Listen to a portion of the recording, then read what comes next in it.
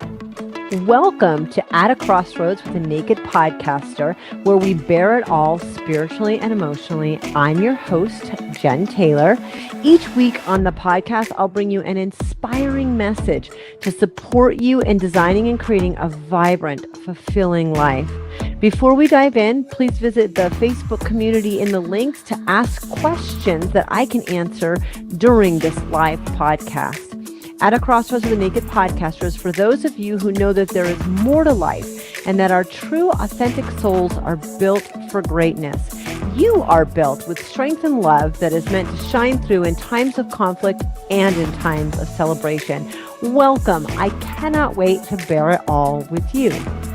In my business, I coach Christian women to step into who they are meant to be, inspired by their purpose and God-given gifts. Find the link in the description to join my private Facebook group. I can't wait to see you there. Let's get started. Hello and welcome, everyone. Today I have doing all the settings. Today I have Brine Hamilton on. How are you, Brine? I'm excellent. Yourself? Great. And one thing that I already want people to know that I love about you is your laughter. I love it. Thank you.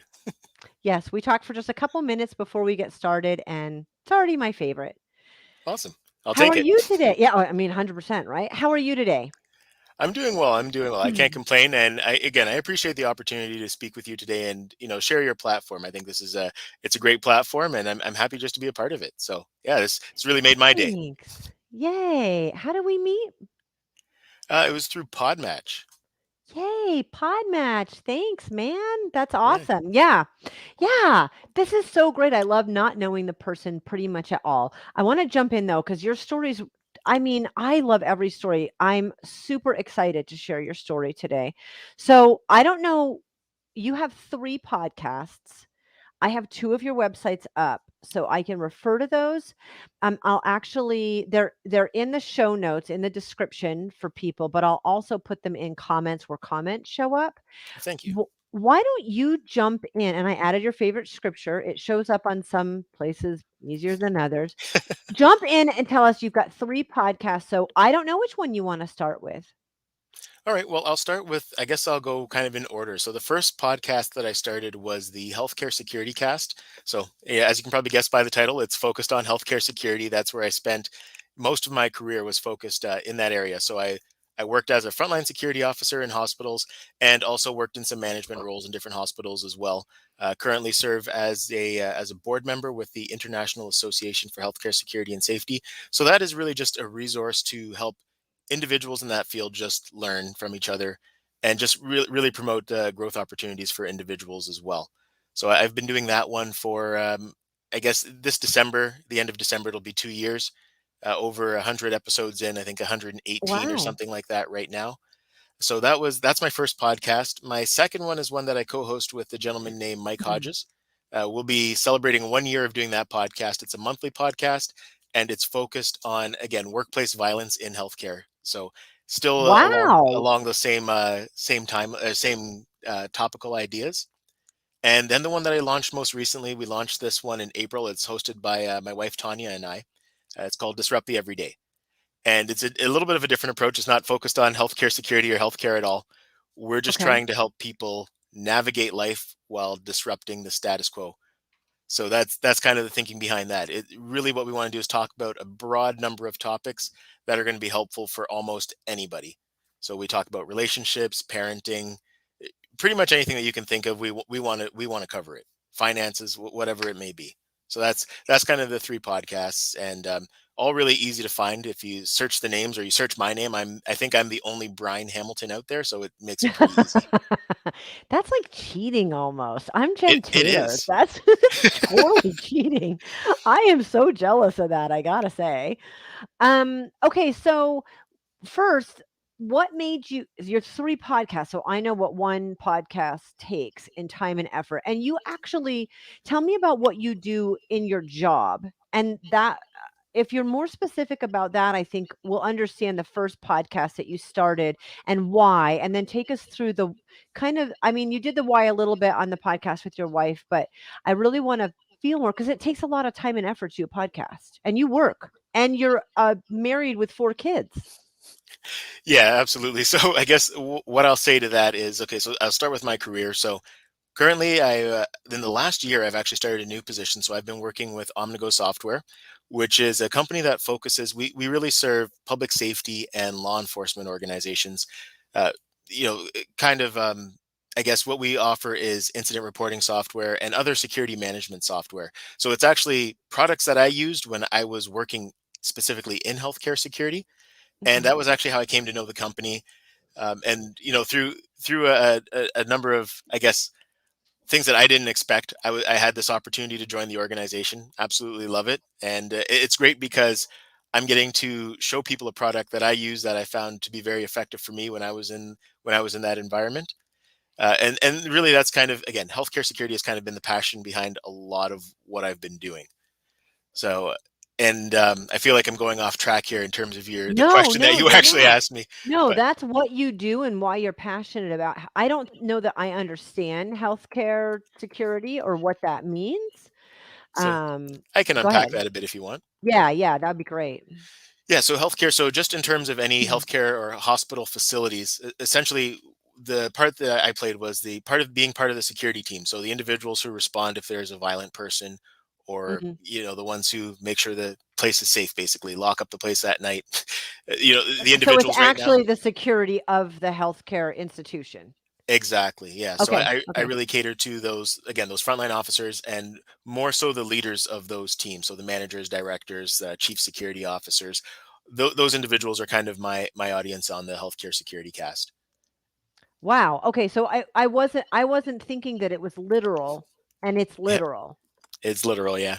I think that that's incredible. Okay, so that's amazing. So you start this first podcast. What was the passion to start podcast? You're 100 episodes in, so you didn't just start one. Like you're doing a podcast on it. What made you feel like that was the best route to go? Well, it was for, again, I'm a learner, so I really Mhm, wanted to have the opportunity to learn from people who have been doing the job a lot longer than I have. Again, when I started it, I was actually still in the field, and again, just trying to grow. And mhm, I figured, this would be a great way for me to learn, number one, but to also share my learnings with others. So, okay. and it gave me exposure to people who maybe I wouldn't have had exposure to have an hour-long conversation about whatever the topic of my choosing was, or a topic that was relevant that I wanted to make sure to discuss. So that was kind of the idea behind it originally. And again, just Okay. I knew I would be able to have some great conversations and be able to share that with really anybody in the community, the healthcare security community, who wanted to learn and wanted to listen. I mean, I think that that's incredible because it is, like I said, a lot of time and effort, but the connections are amazing. Jump into the second podcast. Yeah, so actually, the person who I interviewed, I believe it was on episode 3, Mike Hodges. We spoke about Mhm. workplace violence, and a lot of people don't realize this who don't work in healthcare, but workplace violence is a really big issue. So Okay. yeah, and I figured, you know what, there's an opportunity for this to be its own kind of standalone podcast. So I had reached Mhm. out to Mike and pitched the idea to him, and he was all for it. So we started doing that one on a monthly basis as well. It started off just the two of us having discussions about it. It was more so led by Mike, and I just kind of would prompt him with questions or comments, and then we expanded it to bring other people onto the podcast. So that's where we've been with that one. And again, it's been going for almost a year. September 15th will be a year since we first launched. Yay! Thanks.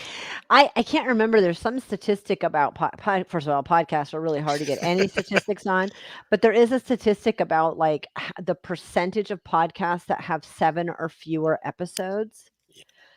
And for people who podcast for a long time, like when you're saying 100 episodes and the amount of work, I'm kinda like, although I want, even if people have 2 or 3 episodes, I want those to be available, but I want them to also not be counted in the number of podcasts in the world because it's so frustrating to get analytics. But Yeah. so it's a huge thing to have a podcast going. Now, I think I personally am most excited about your wife. Oh, hey, I'm excited about my wife as I well, so mean, I'll yeah, take it. differently than you. I mean, the podcast with your wife, but your wife too. But yeah, so tell me a little bit about why you decided to start that and really, I mean, I love Disrupt the Everyday and you did describe it a little. Can you go into more detail about the podcast and you two, your interaction and how that works? Yeah, absolutely. So Mhm. I guess what it came down to was I had the idea of wanting to talk about something other than healthcare security. Oh, At that point, what? I was close to 100 episodes in. I was like, you know what, I want to share some other stories from other people. Like I do love the other podcasts that I do, but I'd like to kind of just talk about something different. So I pitched the idea. I was telling my wife that this is what I was thinking of doing. She already knew how much time the other two podcasts took. So she came back with another idea a couple days later and said, "Hey, we should do this together." And I was all for Yeah. that because my first thing was I can teach someone how to edit and get help editing all these podcasts. Okay, wait a But minute. Like that's sort of genius. For those of us doing a podcast, we're like, free editing? What? exactly, right? So yeah, and it is something for us to do together. Yeah.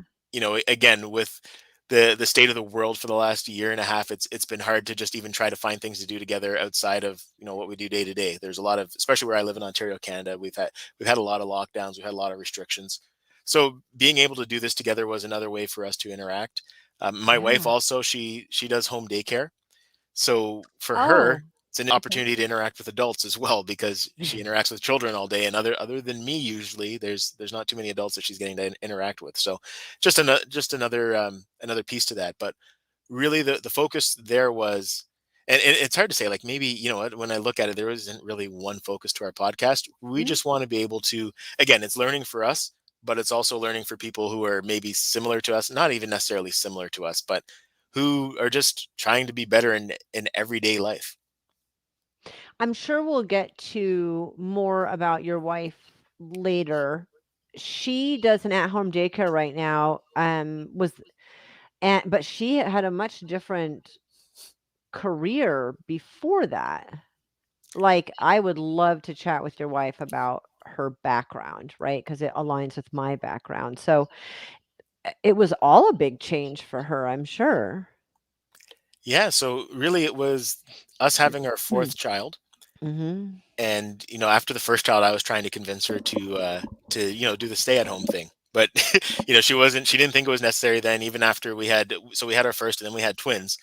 Mm. Even after that, she still went back to work. But with our fourth, again, I was like, okay, you know what, when you look at it, all of the driving that you're doing, the wear and tear on our vehicles, because there was a lot of driving involved with social work. And Yeah. like at the end of the day, then just having to come home rushed. I'm like, I'd rather work a couple more jobs because I've always worked multiple jobs, but I'd rather work a couple more jobs and you stay home and maybe us just have to make some lifestyle adjustments than Mhm. having to do this and just all the stress that comes with it. And it is a difficult job too. She had been in the field for around 15 years, so Yeah.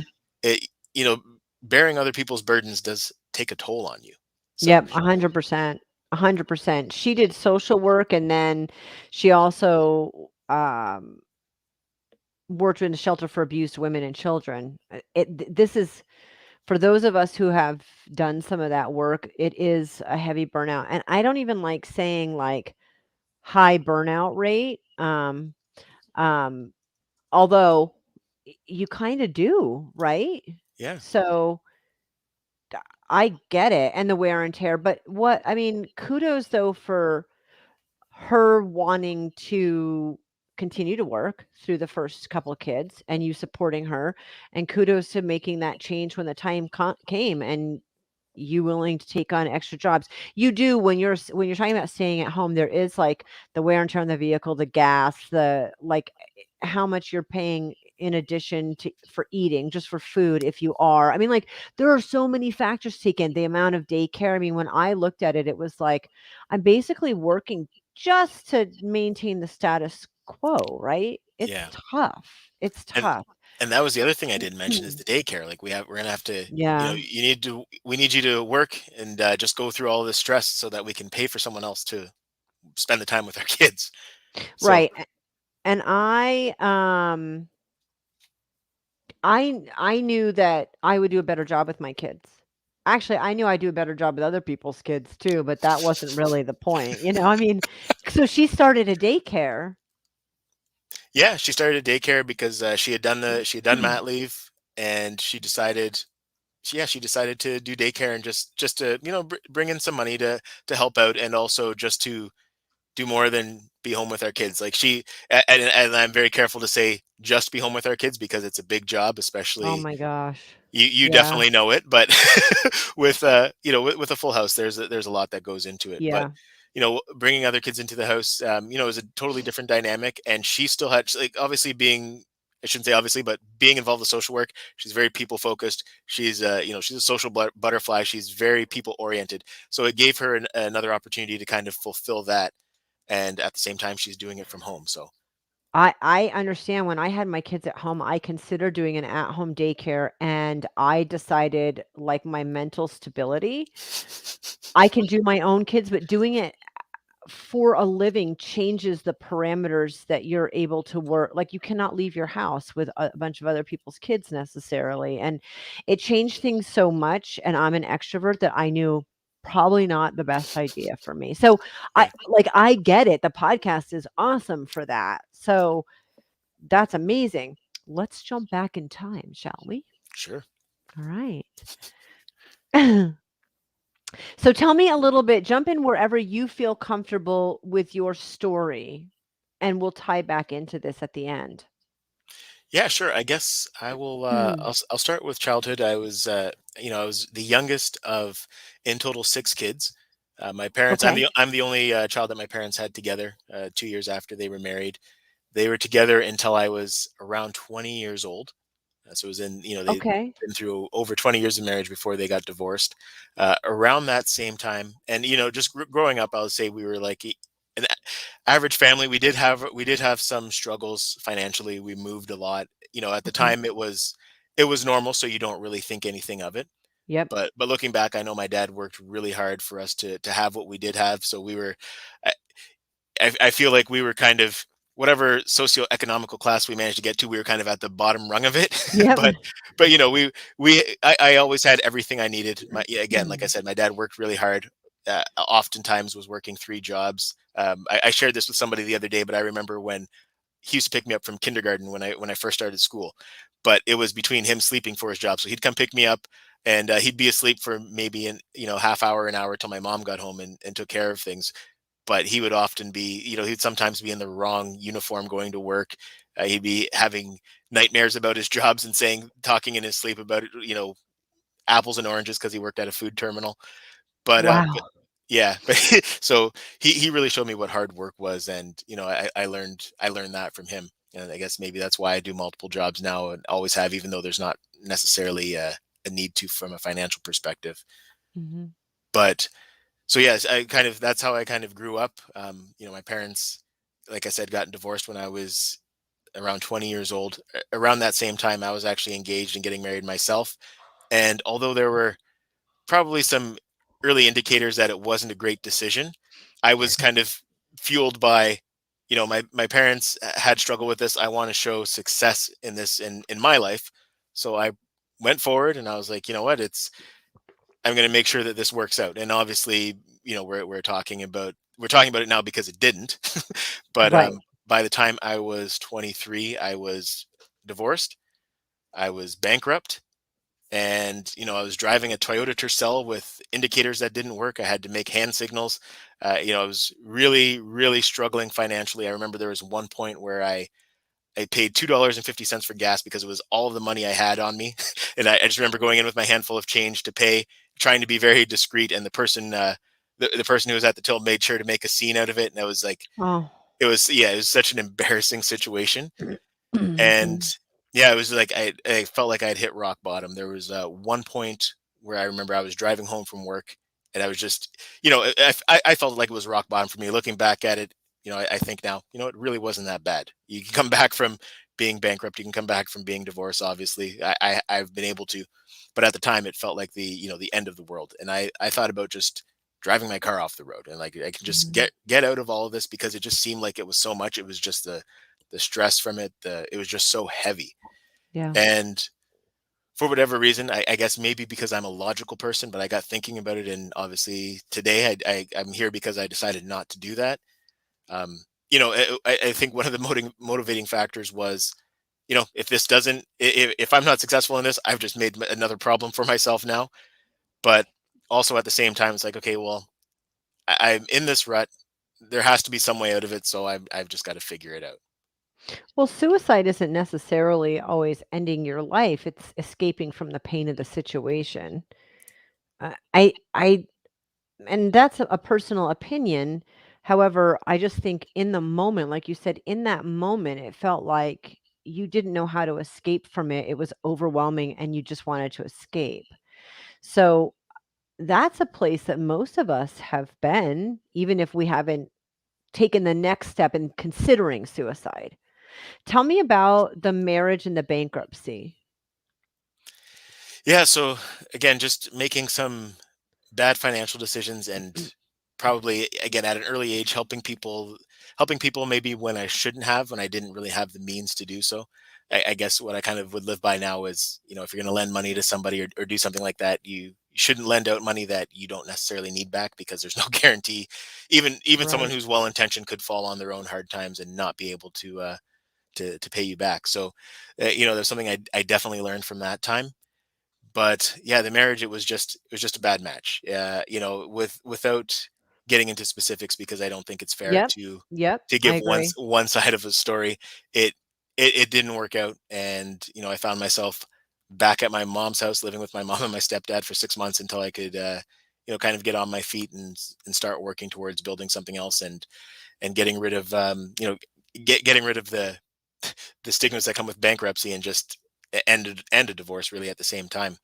But Yeah. the thing that was painful about the bankruptcy was I started off really young with really good credit. I had gotten a credit card early on and made sure I always paid it off. So I had a good credit score. I had started contributing to a retirement when I was 18, and then I Okay. went to, within 5 years I was bankrupt. So it was a big shift there. I felt like it was, even though again, when I look at it today, the little bit of money that I had saved was a big deal for me at the time. So it really felt like I had just I had really lost a lot, and at the time it felt insurmountable, but obviously again it wasn't. It's just something that had to be worked through, I mean, when you step lose at a time. almost everything you own, it doesn't really matter, and you can't pay your bills, it doesn't matter how much it was. It was Yeah. still everything you had, and filing for bankruptcy, yeah, there's a financial part of it, but it's the emotional part of filing that I think Hmm. is so difficult. Yeah, you can come back from it, but you have to get through the emotions of whatever that felt like to you, whatever type of failure or insert adjective here for you. That's still a lot to work through, and on top of ending a marriage. So, Yeah, yeah, and yeah. some of the self talk is, just that you're not capable, you don't know what you're doing, you're stupid, and Oh, yeah. if you've been told that throughout your life, and those things kind of rear their head again later in life, you feel it. I guess if I go back to when I was younger, we had one of our moves had taken us out of a very diverse area, because it was an area that my dad wanted us to get out of. It just wasn't a good place for me to grow up, in his opinion, and he was definitely right. But we moved to an area that was not very diverse. After being at the school for half a year, I ended up being like the only minority in this whole K-8 school, and it was a big shift for me. And I struggled in school. I struggled very mightily in school. Got held back a grade, and and then had a growth spurt really kind of around that same time. So you're already the kid who failed who failed school the year before. Mm, I'm 6'3". I'm already kind of bigger than people anyway, so now I'm mhm. the really big stupid kid in the class, right? So some of those things were kind of playing in my head again when I was going through that time, like, failed at two very critical areas. So yeah, it was just kind of trying to navigate all of that. But yeah, the self talk will really can really do you in. Yeah, especially if you're carrying, I mean, which we all do, we're carrying it from those moments in childhood, staying back, feeling stupid. I mean, it's it's just packing on that baggage, right? Absolutely. Okay. So this happens and you are contemplating ending your life. What made you decide not to? I This is probably going to sound bad, but I think a big part of it was the fear that it wouldn't work, and I would still have all of these same problems, and now not a vehicle to get myself to work. Right? That was I think that was a lot of it. Like, I'm not you know, laughing at you. I just like yes, I get it. I no, but the rationale is like is pretty. pretty flawed when I think back to it. But it's like, yeah, you know what? If I don't do this right, and I have a good at this rate in my head, I'm thinking I have a good rate of not doing things properly. I'm just gonna have another problem now, right? Like I'm not gonna have a vehicle. I'm still gonna have all this debt, and now it's gonna be even worse. So Now I'm alive without a car also.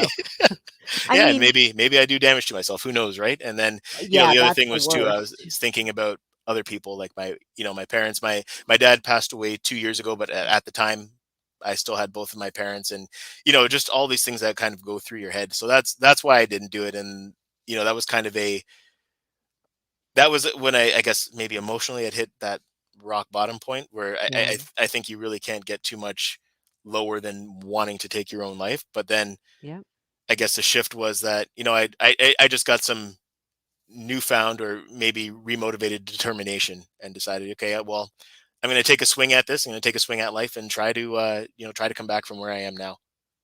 When you're I've had other people describe, their suicide attempts like, "Oh my gosh, I'm failing at everything, and now I'm failing at suicide too." Yeah, Like, who have had attempts that were not successful, and thank goodness later on, but in the moment, they're like, "I'm such a failure, I can't even properly do this." yeah. I think that I've heard that as a common thread. So you're at that bottom, you decide you don't wanna wreck your car and mess it up, okay, It and was mess pretty bad yourself as it up. was. Right, It well, was pretty bad as it was. It didn't need any more damage. it doesn't sound like it was necessarily in great shape. So, No. um, at that point, I mean, did you ever hit the point or explain to me how you felt that, if you feel like it really can't get much worse, you don't have much to lose either. Like what do you Yeah. have to lose at this point? A car that's not in good shape. I mean, that's actually kind of a great place to be. At what point did you decided not to attempt suicide, but then at what point did you decide to start making a change? Because you're 23 at this point. You're Yeah. young and it's tough. I mean, you're on your own. It hasn't been that long. You're divorced. That's hard. What was your shift in mindset at that point? Really, so yeah, just during that drive, it was kind of what you said. I am, for all intents and purposes, I was really early on in my life. So, Mm, even though I realize, okay, it is going to be, I am going to have a long road ahead trying to come back from all this, and maybe I'll always struggle. I thought that, and I know that was something I definitely saw in my family. We did struggle financially, but I guess the alternative was just it all being over. So, I don't know if it was necessarily any one thing, but the shift in focus was just maybe trying to prove people wrong. I think that was a lot of it because again, like if I go back to when I was younger, just kind of what I had been told, what the narrative was that I wasn't good enough, wasn't smart enough, and actually, you know what? Probably up until recently, my fuel has been. Now that I think about it, now that you asked me that question, this is probably why you're a great coach. But you got this out of me now. Um, just thinking about it, it was really just wanting to prove people wrong. I think, mm, and up until a few years before, until maybe I started growing in my career where people really believed in me. That was always my motive. I just wanted to prove people wrong. I just, very competitive, wanted to win. So that's kind of, and that maybe that came from playing sports, but I think mm. that was a huge part of it. I mean, I have something really interesting to tell you that we'll see. Actually, I'm gonna put it in the chat. So be patient with me. Yeah, for sure. Hang on. This is really incredible. Okay, I wanted to word it right. Um, because it's something amazing that this is our conversation right now. Mhm. And I'm gonna definitely copy this to put it anywhere it doesn't show up. So go ahead and take a look at that comment.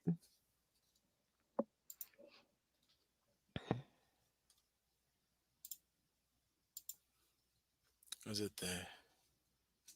Remember, it's about the month of Oh wow, September. Yeah. how interesting.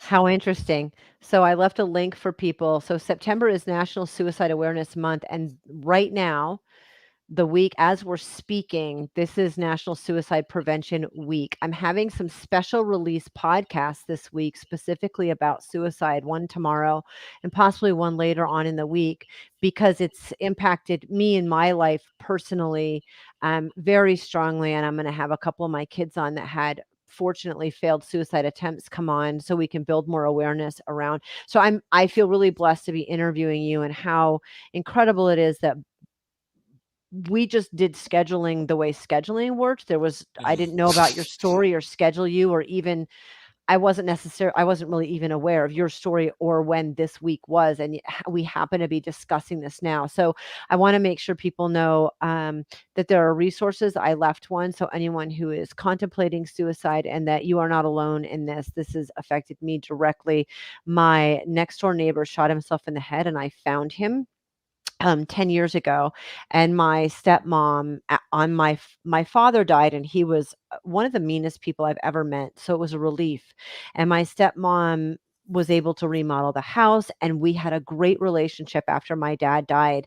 And she committed suicide on the third anniversary of his death. So Wow. her baggage was so heavy that even with all of these close relationships and him being removed from her life and not able to hurt her anymore, she still succumbed to feeling like her pain was so overwhelming she couldn't make it. So this is a very personal conversation to me. I know we're taking a break from your story, Oh, it's but okay. I just realized as we were talking about, like, holy cow, wait, this is National Suicide Awareness Month and Prevention Week. And so I want to definitely do a call out to anyone feeling like they're in that place. That has been a much higher occurrence and much more significant issue in the last 18 months since COVID. So I applaud you for sharing this story. And I'm very grateful that it's now happening now. So thank you for that. You're welcome. So you're 23, your attitude's like you wanna prove everybody wrong with woo-hoo, amen to that, man, Yeah. that's awesome. And this is also, at what point were you introduced to Christianity? So you know what? My best friend, who is my best friend to this day, we've known Yay. each other since we were 12. He always went to church growing up. I was probably like the bad influence on him. We played basketball together, Good job. Okay. um, but eventually, like I started going to church with him. But when I really, when I really got saved was after all of this, and it was through Mm. a Okay. ministry. It was through actually a basketball ministry at a church. It was actually a church that my family and I had went to for about a year when I was a kid. And there's a guy named George Tynes who introduced me, who really had the talk with me, and that was really where it all kind of started for me. I actually had that shift and took Christianity seriously. Before I was Mm. kind of I started going to church with my friend, maybe when I was around 20, all around the same time. But I didn't really know what I was doing. I was just kind of going and just going through the motions. I just felt like it was the thing that I should do because it was a part of my upbringing, but not a big part of it. Like I said, there was about a year, maybe a year and a half that we actually went to church, and my mom used to read the Bible to me, but it wasn't really like I had to teach. There wasn't a lot of teaching or a lot of understanding on my part. So when I got to explore it as an adult, that was where I really kind of dove in. What was how did that feel to you to start? I mean, you when you're exposed to it as a kid, it's different than making a decision as an adult. I feel like Mhm. those are two. It's great to have that those memories or the information or the familiarity from when you're a child, even if it's sporadic, it's not completely unfamiliar. But really stepping into that is something very, as an adult, is something very different. So when you started going back, what was that like for you? How big of a shift, and how long did it take you to really fully step into that? Yeah, it was pretty right at the time. Like once I was actually serious, and my focus had kind of shifted that way. I became really involved. It was big for me. I started reading my Bible every day. Yeah, I just had kind of more focus and more direction in what I was doing. It wasn't so much going through the motions. Yeah. So yeah, that's really where it was for me. And then when I really kind of stepped it up was when I got married, and then we decided that we wanted to have kids when my wife first got pregnant. And so it was a combination of two things. My wife got pregnant. Somebody at work kind of de facto just started telling people that I was like this Bible expert, and I'm like, I'm not a Bible expert, but I'm like, also at the same time, I'm going to be a parent raising kids in a Christian home. At this point, it's just one kid, so I'm like, I actually have to really do a deeper dive into this. So, while my wife was pregnant, I think I read my Bible cover to cover twice during that time, and really just got deep into the Word. And that was, again, that just the amount of wisdom and knowledge in that book is life changing. If you really apply some of those elements of it. Yeah.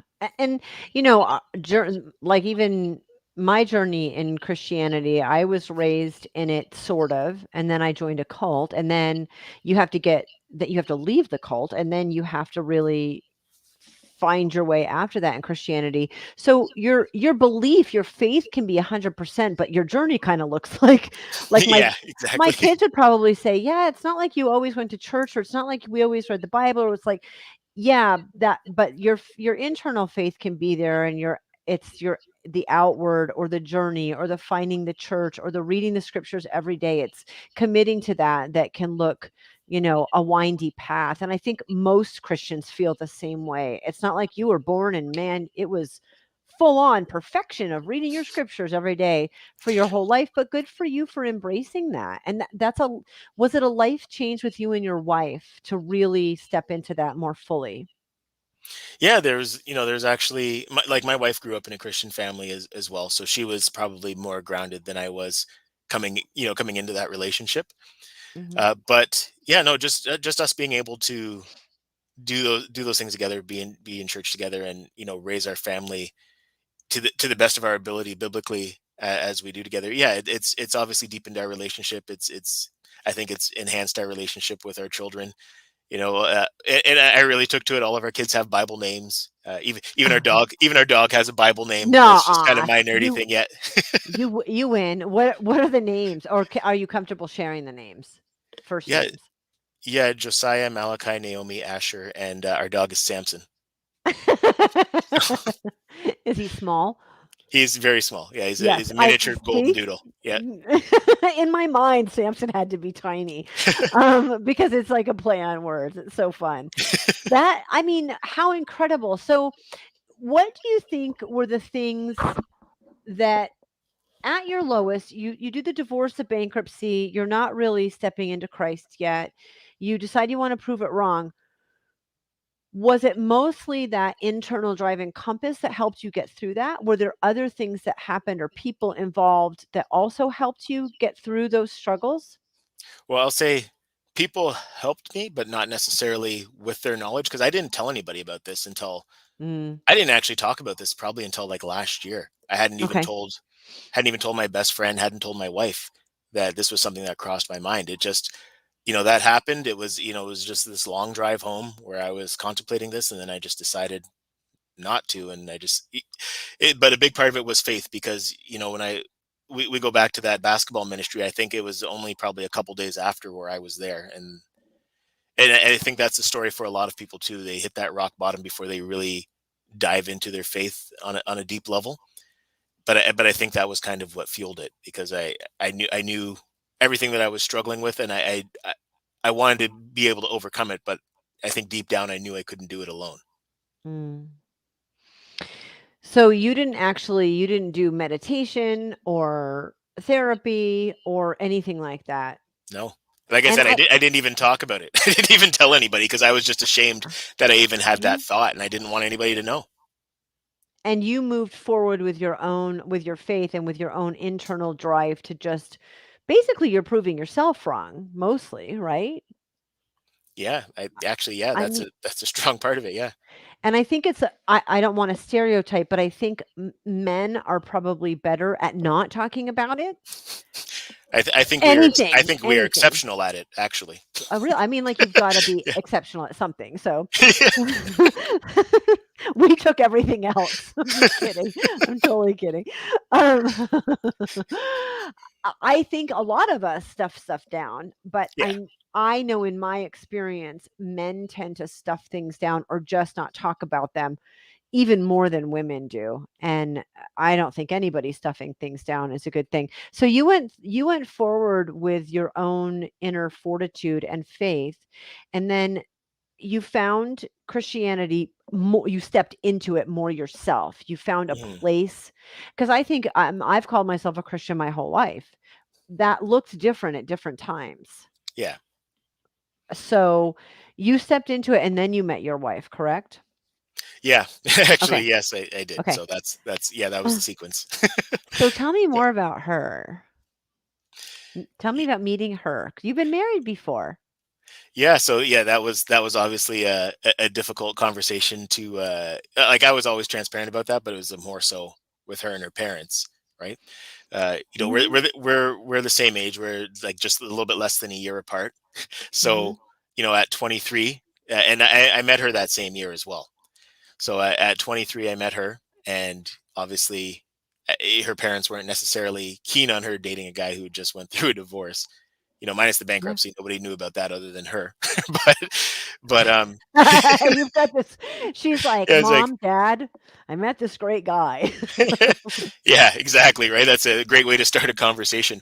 But no, how He's so? bankrupt, divorced, and this is his car." And he works as a security guard at a mall, making $11 an hour. Yeah, it's a great start. You're at least working. I mean, okay, so well, and I'm also asking, when you tell this story, like, you have personal feelings of failure. Mhm. So, yeah, jump in. Sorry, I'm interrupting. No, no, Tell not t at all. So so tell me about her more. yeah, so how we met was actually it was Mhm. through someone who I worked with. So this is an interesting story as well. This guy that I worked with, I had worked with him for about a month, and then he asked me to be the best man in his upcoming wedding. So I was like, okay. It threw me off at first. I'm like, he must not know anybody else. I obviously know that's not the case, but we've only known each other a month. But we really hit it off. We were really good friends. So yeah, I started helping. I went to go do the tux fittings. We were kind of getting everything set up. I met his wife, or his soon to be wife, and his young son, and hit it off with their family. Now, at this time, my wife Tanya was working at that shelter for abused women and children that you had Mm, referenced, mhm. and she worked there with his wife, and I think they were both part time there, so they Okay. were working a night shift there one weekend.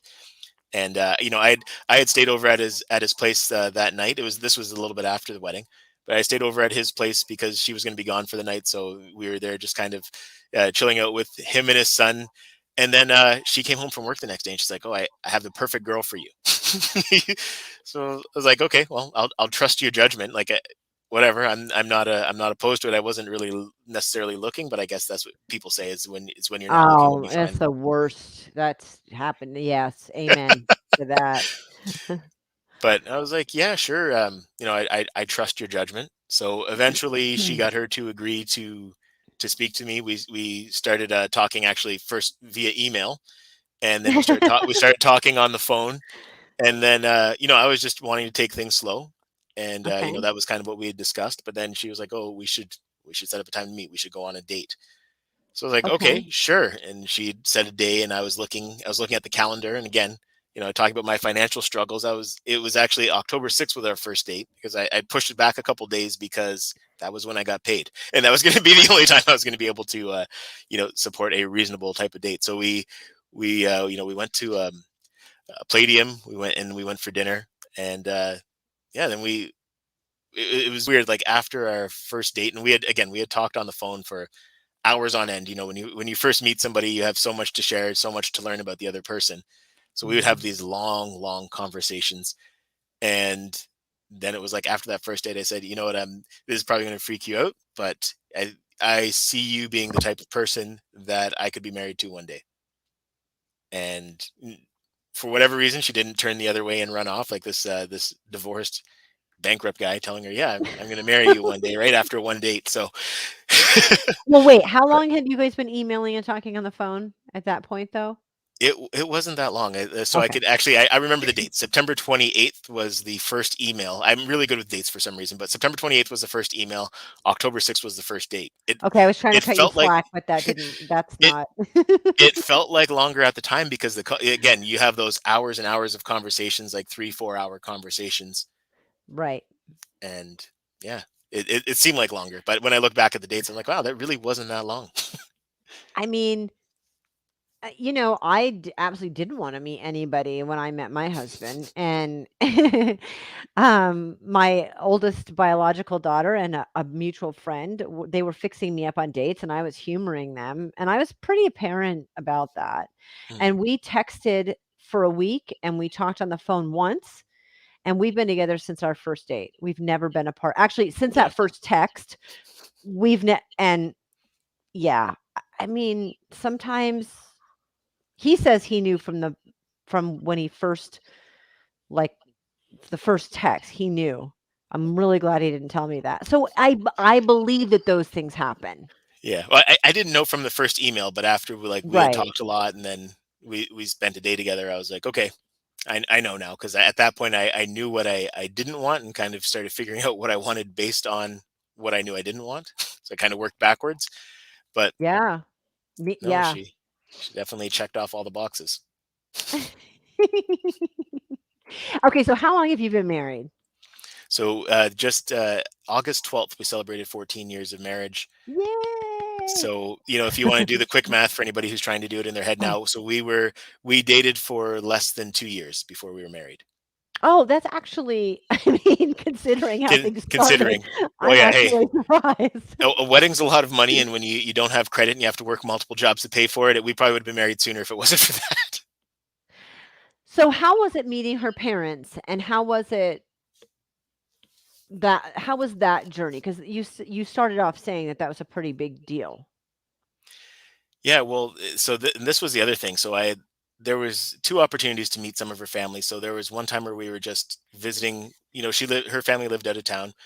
We went to visit, and we were visiting some of her friends, like her longtime friends, and we had to stop by her parents' house because she had to get something. And I met her brother there. I met her younger brother, and as we were about to leave, her dad came in. So I met her dad very briefly, and then we just left. But then the next time was actually at a funeral. So I went from that to meeting her entire family at one time, and that was about a month later. It was in early November. So I met her entire Wow. family at that point. But I guess for the most part, I think I fit in well. People generally liked me. I think the typical dad feelings probably arose in her father, especially kind of knowing my Mhm. background. So he was, I'm sure probably wasn't his favorite person in the world at the time. But I guess I just was myself, and I guess that was for the most part that was good enough for people. Well, I mean, you've earned your keep at this point. It's like that was like 16 years ago, right? So, Yeah. I mean, we'll let you stay now, so it's good. Well, no, I mean, that's awesome. her mom and her grandmother were Mm, always great with me. They really liked me from the beginning. So good. actually, that was the other thing. So after I met her dad, we left there and we had to stop at her grandmother's house. So I met her grandmother as well. And her grandmother, she passed away a couple years ago as well, but she was an amazing person. She was, I think Mm, I was, I probably had a stronger relationship with her than I did my biological grandparents. She was just like a mhm. really awesome woman. But I guess the word was, she was telling everybody like, yeah, he's this guy. She said some really good things about me, but the thing that stuck out was he's very masculine. And I never got a chance to ask her what she meant by that, but I'm It was that's I was like, "Yes, that's a good thing. yeah, Alright, yeah, good." hey, I'll take it. But I'm like, wow, Right. that's a very quick assessment. But hey, I think it helped me along. I think it helped me with everybody else, so I'm not going to complain. Actually, so out of curiosity, because you're meeting your wife and you're like meeting her family pretty quickly, how much did that help your self-esteem and your drive moving forward? Because before this, you're predominantly, it's like your internal drive and proving people wrong. How did that shift for you once it was not, there was another person and other people involved? Well, you know what? It gave me some more motivation for sure. Especially Mhm. now we have the same values. We're wanting to start something together, and I know where I was. I wasn't going to facilitate that at $11 an hour, right? So Right. right away when we talked about it, and this was again very early on, we had talked about marriage. I was like, okay, well, I need to get another job. So I started working a second job right away. Tanya started working another job as well. There's one point where I was working three jobs, two full time and one part time, and that was What? that took me right around our wedding. But we always managed to find time for each other. A couple of the jobs were jobs where we could talk on the phone. right? So Mhm. they weren't, especially when you're working at night. A lot of jobs, there is a lot of downtime with some of these jobs. So Yeah, yeah. yeah, we were just kind of in it together right from the beginning. But Excellent. That's so that I mean, that's motivating in and of itself. It gives you something outside of yourself to believe in and think about and someone who's supporting you because that support goes both ways. So, I think that that's beautiful. Um, take me through you guys marry, you have kids, and at what point did you find your job? Because one of the things that you talk about is your job. One of the things that you've talked about in the description is that very specifically. yeah. So it was the third job you had during that time when you guys met, right? Right. So it was the third job that I had, and it Mm. was, I was working as a security supervisor by this point at for a contract security company working in downtown, working in the Toronto area. And then Mhm. I got this job at a hospital in downtown Toronto, working as a security guard. So it was kind of a step down title wise, but it was an in-house position. It paid more money. And when I started working there, I really liked working in healthcare. I liked the environment. Mhm. And because like once we paid for our wedding, there wasn't a need to work three jobs anymore. And that was the job I decided to stay with. And financially it worked out better because I realized, working even less hours here, because I was on call at the beginning. Even as I'm working less hours here, I'm still making more money than I was working at this position as a supervisor. And I was Yeah. on call 24/7 there. So like if something went wrong at 2 a.m., I'd get a phone call. I'd get woken up invariably for a lot of times it was nonsense, but so this was something that I became very involved with. That was my full time job for a number of years until I got my first management role. But really enjoyed that environment, and that was in healthcare. So I made the shift from Mm. just doing more conventional security to working very something very niche in healthcare. Went through some different management roles. Worked at a company where I had a big part in the healthcare component of our service offering.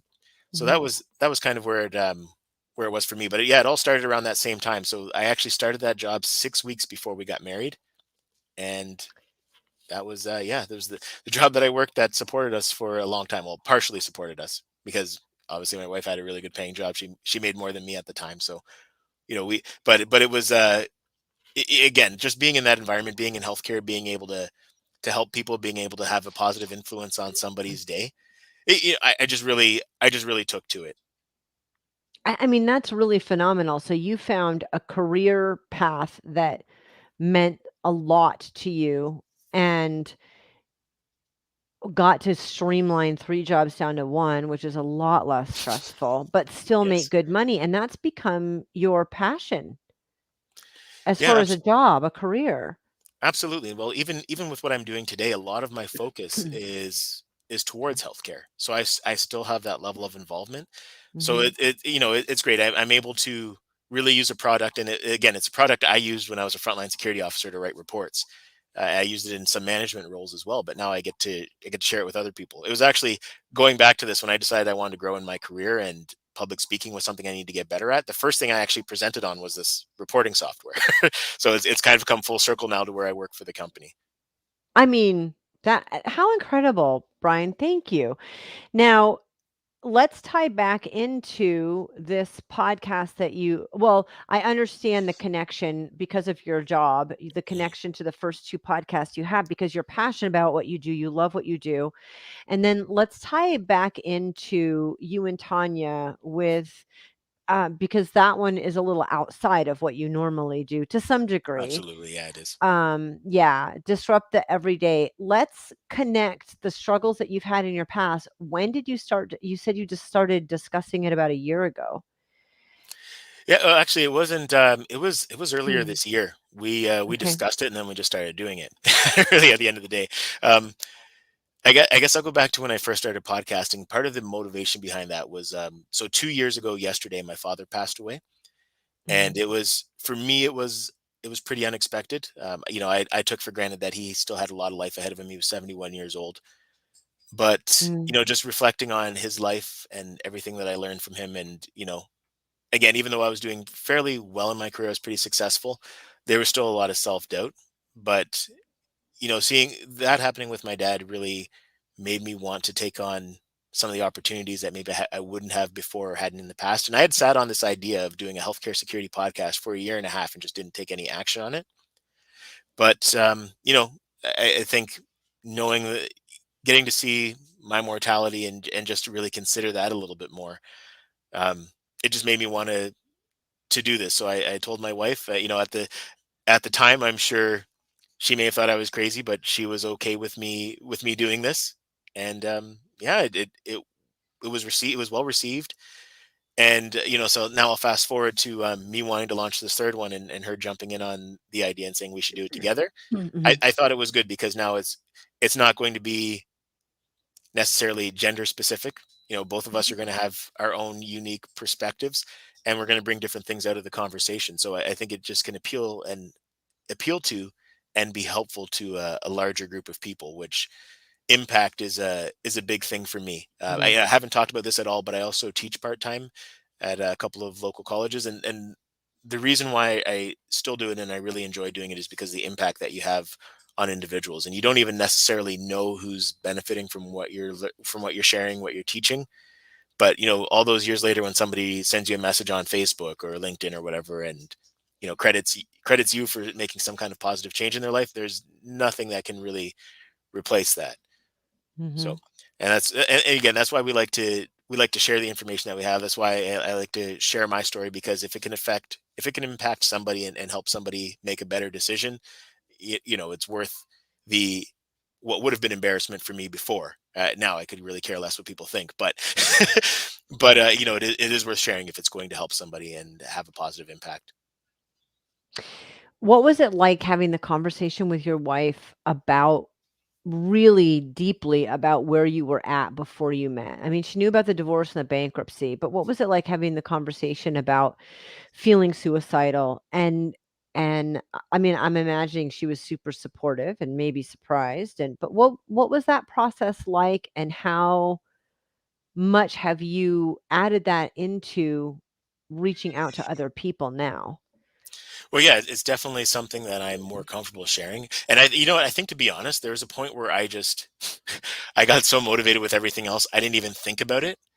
So it was Mhm. really when it was, a few years ago when I got reflecting, probably again around the time my dad passed away, where I was like, wow, I was actually ready to do this. Right? I was ready to drive my car off the road. But it's something that I Yeah. had just not even really put any thought into. So yeah, when I told her, she was pretty.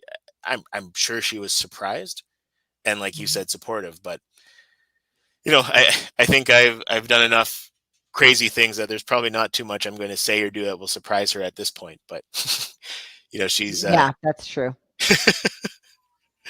but no, she was very supportive. I don't think she really thought too much of it. But Yeah, yeah, it was just something that we just never discussed. And again, like, I hadn't even really. I think it was just even at the back of my mind. I hadn't even really thought about it. I hadn't told anybody. I hadn't told my best friend. Like, nobody knew this other than me. Just on this one car ride home this one night. right.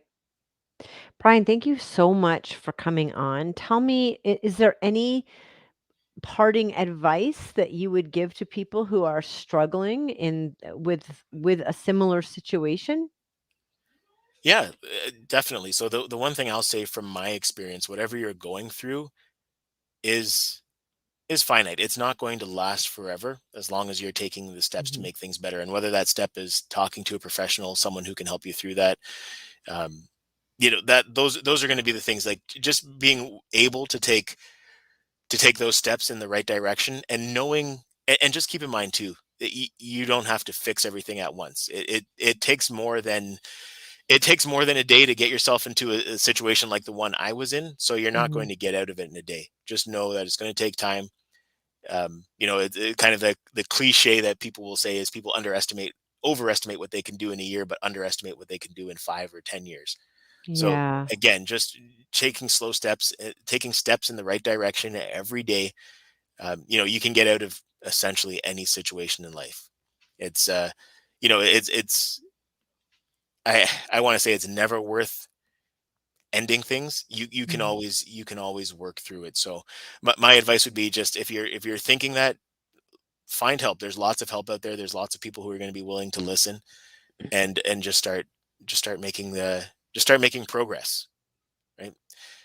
When I think about what I was through and how insurmountable I found it to be at the time, I when I look back, I realize it really wasn't as bad as I made it.